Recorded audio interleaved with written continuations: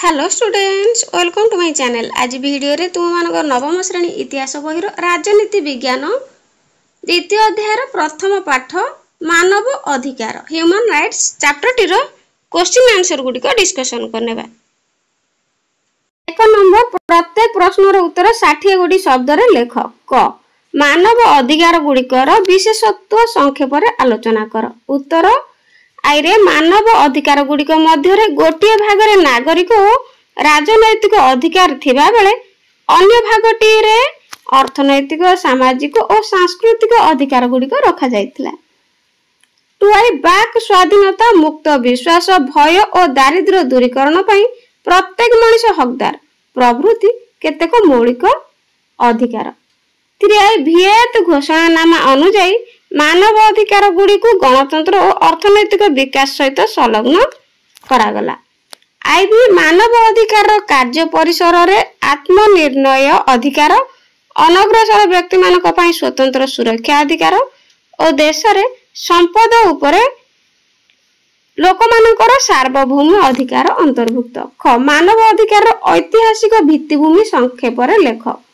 उत्तर मानव अधिकार भित्तिभूमि इंग्लैंड रो Magna carta, अमेरिकार स्वाधीनता संग्राम घोषणानामा और फरासी विप्लव घोषणानामा केतेक अंश सूचित होइथिला। टुआई एगुडिक थिला मुख्यतः नकारात्मक अधिकार अर्थात केतेक मौलिक अधिकार क्षेत्र रे राष्ट्रर हस्तक्षेप निषिद्ध थिला। त्रिआई द्वितीय विश्वयुद्ध पर मानव अधिकार को आंतर्जातिक स्तर रे लागू करिवार आवश्यकता समस्त उपलब्ध कले। आईबी एहा सहित अर्थनैतिक सामाजिक और सांस्कृतिक अधिकार सुरक्षा पई संयुक्त राष्ट्र संघ केतेक पदक्षेप ग्रहण करिबा ठीक बोली उपलब्धि कला। बी प्रथमे संयुक्त राष्ट्र संघ सार्वजनीन मानव अधिकार घोषणानामा माध्यम रे केतेक पदक्षेप ग्रहण करिथिला। ग सार्वजनीन मानव अधिकार घोषणानामा संपर्क रे बुझाई लेख। आई संयुक्त राष्ट्र संघर सनंद रे मानव अधिकार गुडी को विश्व स्तर रे मौलिक अधिकार रूपे गुरुत्व आरोप करने को उल्लेख करागला। टुआई सार्वजनीन मानव अधिकार घोषणानामा को संयुक्त राष्ट्र संघर साधारण अधिवेशन रे 1948 मसीहा डिसेम्बर 10 तारिख दिन ग्रहण करा जायतिला। टुआई विश्व रे मानव अधिकार सुरक्षा एवं विकास दिगरे एही घोषणानामा संयुक्त राष्ट्र संघर प्रथम गुरुत्वपूर्ण पदक्षेप थिला। आईबी प्रथम थर पई विश्वर प्रत्येक व्यक्तिर केतेक निर्दिष्ट मानव अधिकार स्वीकृति पाई परिला। आईबी बाक स्वाधीनता मुक्त विश्वास भय और दारिद्र्य दूरीकरण पई प्रत्येक मनुष्य हकदार प्रभृति केतेक मौलिक मानव अधिकार एथिरे अंतर्भुक्त। 2 नंबर प्रत्येक प्रश्नर उत्तर 20 गोटी शब्द मध्य रे तो 20 गोटी शब्द मध्य रे उत्तर लिखिबा। क भारत रे मानव अधिकार सुरक्षा पाई की प्रकार पदक्षेप निया जायछि ताहा संक्षेप रे बुझाई लेख। उत्तर आईरे 1993 मसीहा रे मानव अधिकार सुरक्षा आईन सहित 2005 मसीहा रे सूचना अधिकार आईन प्रणयन करा जायछि। मन के पिला माने सूचना अधिकार आईन 2005 मसीहा रे प्रणयन करा जायछि। टुआई जातीय मानव अधिकार कमिशन, राज्य मानव अधिकार कमिशन एवं मानव अधिकार कोर्ट गठन पई व्यवस्था करा जायछि एवं एहार सुरक्षा पई जनस्वार्थ मामला एवं एक कवच रूपे काम करूछि। ख मानव अधिकार प्रकार भेद आलोचना कर। उत्तर आईरे मानव अधिकार 3 प्रकार यथा होछि प्रथम पीढ़ी, द्वितीय पीढ़ी और तृतीय पीढ़ी अधिकार। टुआई प्रथम पीढ़ी अधिकार रे अधिक भाबरे सामाजिक और राजनैतिक अधिकार, द्वितीय पीढ़ी रे एहा सहित अर्थनैतिक सामाजिक और सांस्कृतिक अधिकार एवं तृतीय पीढ़ी रे आत्मनिर्णय अधिकार, अनग्रसर व्यक्ति मानक पई स्वतंत्र सुरक्षा अधिकार आदि नुआ अधिकार मान अंतर्भुक्त होईछि। तृतीय पीढ़ी अधिकार विंश शताब्दी रे आत्मनिर्णय अधिकार, अनग्रसर व्यक्ति मानक पई स्वतंत्र सुरक्षा अधिकार और देशर संपद उपरे लोक मानकर सार्वभौम अधिकार मानव अधिकार कार्य परिसर अंतर्भुक्त हैला। मानव अधिकार सुरक्षा रे थिबा प्रतिबंधक गुडिक संक्षेप रे लेख। उत्तर मानव अधिकार सुरक्षा रे थिबा प्रतिबंधक गुडिक होछि आईरे दारिद्र्य, क्षुधा ଓ ଦାରିଦ୍ର୍ୟ ପାଇଁ ବ୍ୟକ୍ତିର ମୌଳିକ ଆବଶ୍ୟକତା ପୂରଣ ହୋଇପାରୁ ନଥିବାରୁ ମାନବ ଅଧିକାର କ୍ଷୁର୍ଣ୍ଣ ହୋଇଛି। 2 ସାମ୍ପ୍ରଦାୟିକତା। ଭାରତ ଭଳି ଧର୍ମନିରପେକ୍ଷ ରାଷ୍ଟ୍ରରେ ସାମ୍ପ୍ରଦାୟିକତା ଯୋଗୁଁ ମାନବ ଅଧିକାର କ୍ଷୁର୍ଣ୍ଣ ହୋଇଛି। 3 ହିଂସାଭାବ କାର୍ଯ୍ୟରେ ହିଂସାତ୍ମକ କାର୍ଯ୍ୟରେ ଲିପ୍ତ ରହି ନିଜର ସ୍ୱାର୍ଥଜନିତ କାର୍ଯ୍ୟ ସାଧନ କଲେ ବ୍ୟକ୍ତିର ମାନବ ଅଧିକାର କ୍ଷୁର୍ଣ୍ଣ ହୋଇଥାଏ। ଜାତୀୟ ମାନବ ଅଧିକାର କମିଶନର ଗଠନ ପ୍ରଣାଳୀ ଲେଖ। ଉତ୍ତର, ଜାତୀୟ ମାନବ ଅଧିକାର କମିଶନରେ ଜଣେ ଅଧ୍ୟକ୍ଷ ଓ 4 ଜଣ ସଦସ୍ୟ ରହିଥାନ୍ତି।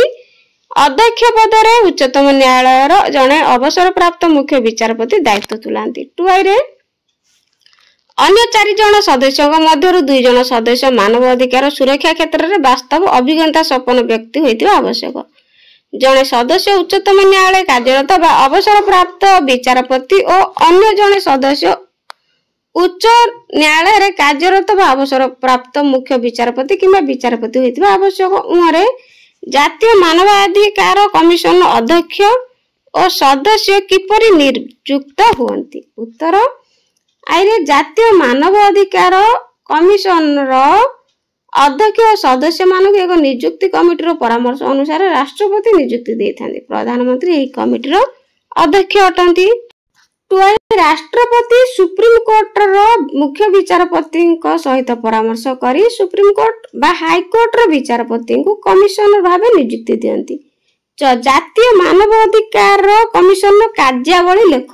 ଉତ୍ତର, ମାନବ ଅଧିକାର ଉଲ୍ଲଂଘନ ସମ୍ପର୍କିତ ଅଭିଯୋଗ ଗୁଡ଼ିକର ତଦନ୍ତ କରିବା, ମାନବ ଅଧିକାର ଉଲ୍ଲଂଘନ ନିବାରଣ କରିବା ଦିଗରେ ସରକାର କର୍ମଚାରୀମାନଙ୍କର ବିଫଳତା ସମ୍ପର୍କରେ ତଦନ୍ତ କରିବା, କୌଣସି ନ୍ୟାୟାଳୟରେ ମାନବ ଅଧିକାର ଉଲ୍ଲଂଘନ ସମ୍ପର୍କରେ ବିଚାର ଚାଲିଥିବା ବେଳେ ପକ୍ଷଭୁକ୍ତ ହେବା ଜାତୀୟ ମାନବାଧିକାର କମିଶନର ମୁଖ୍ୟ କାର୍ଯ୍ୟ।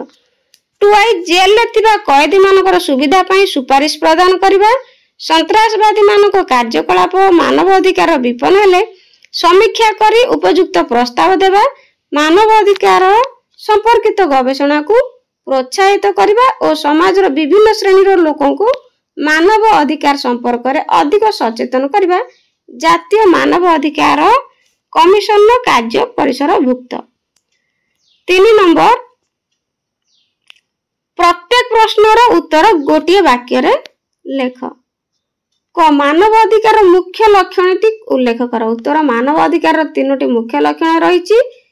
ସେଗୁଡ଼ିକ ହେଲା ସାର୍ବଜନୀନ, କେନ୍ଦ୍ରବିନ୍ଦୁରେ ବ୍ୟକ୍ତି ଏବଂ ଗଣତନ୍ତ୍ର ଓ ବିକାଶ। ଭାରତରେ ଜାତୀୟ ମାନବ ଅଧିକାର କମିଶନକୁ କେଉଁ ପଦମର୍ଯ୍ୟାଦା ପ୍ରଦାନ କରାଯାଇଛି? ଉତ୍ତର, ଭାରତରେ ଜାତୀୟ ମାନବ ଅଧିକାର କମିଶନକୁ ଏକ ଦେୱାନୀ ଅଦାଲତ ବା ସିଭିଲ କୋର୍ଟର ପଦମର୍ଯ୍ୟାଦା ପ୍ରଦାନ କରାଯାଇଛି। କେଉଁ ବର୍ଷ କେଉଁ ଦିନ ପ୍ରଥମ ଜାତୀୟ ମାନବ ଅଧିକାର କମିଶନ ଗଠିତ ହୋଇଥିଲା? ଉତ୍ତର, 1993 ମସିହା ସେପ୍ଟେମ୍ବର ମାସ 29 ତାରିଖ ଦିନ ଭାରତରେ ପ୍ରଥମ ଜାତୀୟ ମାନବ ଅଧିକାର କମିଶନ ଗଠିତ ହୋଇଥିଲା।